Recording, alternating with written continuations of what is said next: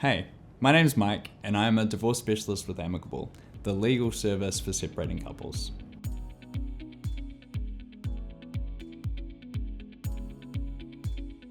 So when you're going through a divorce, all of a sudden there's all these questions that need to be answered. How are we going to do it? What does that mean for our children? And a big piece is how we're going to divide up the finances. You might have heard of different terms when people are talking about finances. Sometimes people talk about a financial order, a consent order, a remedy order.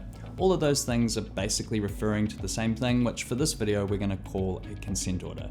Consent because it's something that's been agreed to by both people and approved by the court. Do you need a consent order? When you're going through the divorce process, it's not compulsory for you to apply for a consent order. So you could get divorced and not have one. Of course, what that means is each person is still open to potential claims around finances from the other, which means claims could be made in respect of your income, assets that are held jointly or individually, things like pensions. All of that stuff is still subject to a potential claim. Because of that, that's a situation most people don't want to put themselves in. So for example, if you don't have an order in place, there's been cases, and you may have even heard of them, where years later, people who initially didn't have as much in their financial asset pool all of a sudden have come into an inheritance or otherwise really boosted their earning capacity, and the other person has made a claim successfully against that. Another reason that's a major benefit for having a financial consent order is you're drawing a line in the sand between each other's financial situations. That allows you both to sort of have that clean break that you might hear people talk about and move onwards without worrying that someone's going to affect your credit score or you might be liable for any debts or anything else like that.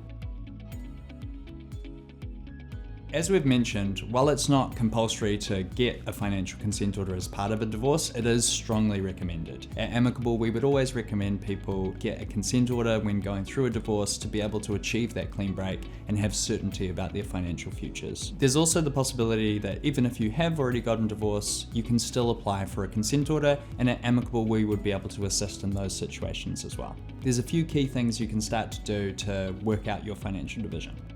One of them would be determining exactly what is in the matrimonial pool. So you need to sort of figure out how big the cake is to know how we're going to be able to cut it up. In order to do that, you would be going through a process of financial disclosure. So providing to each other, this is everything that we've got, these are my bank accounts, these are overseas assets, these are my assets here, this is what's in my pension, all sorts of other information to get a true picture of what you have jointly. When should you get the consent order? We would always suggest sooner is better than later. Early on, you're able to put all your information down, have those conversations together to be able to figure out exactly what it is that you need to agree to divide up, and then work through a process to reach those agreements. As the name suggests, a consent order is done by consent, which means that you have to have reached a final agreement on what you're wanting to do with your finances. You also have to be at the relevant stage of the divorce process, so you can't apply for a financial order until after your conditional order has been granted, which again is after that 20 weeks and you've both made that application. You might want to know how much it costs to get the consent order. So achieving a financial consent order is going to be one of the major costs associated with any divorce probably. That's because, as you've heard, you have to go through a process of reaching those agreements, and normally that's going to involve some external support. It's not normally recommended step to take yourselves. That's because you're not necessarily going to know what you can ask for, how to ask for it, how it should be recorded, and you don't want to find yourself in the situation where you put something to the court and they ultimately reject it because it's not approvable. Instead, being able to get some helping hands in that process helps you both reach an agreement that you can feel secure in and have some assurance that it's fair and balanced and meets both of your interests. One of the easiest ways to do that would be through a process like ours at Amicable, and you can find a link below that details exactly how we work with couples together through reaching those financial agreements.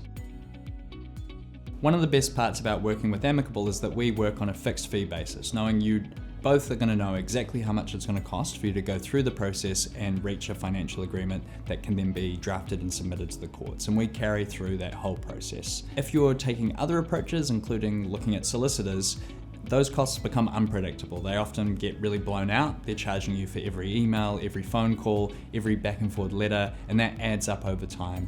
especially considering that you're probably going to both have your own solicitor, which is effectively doubling up the costs often. Don't forget There is a fee for the consent order if you're applying to court, and that's £58. Something that a lot of people ask about is, what about a situation where maybe we can't reach agreement? Again, we would always recommend that you're able to reach those agreements together first, and that's where the assistance of support like Amicable can really come in and make a difference.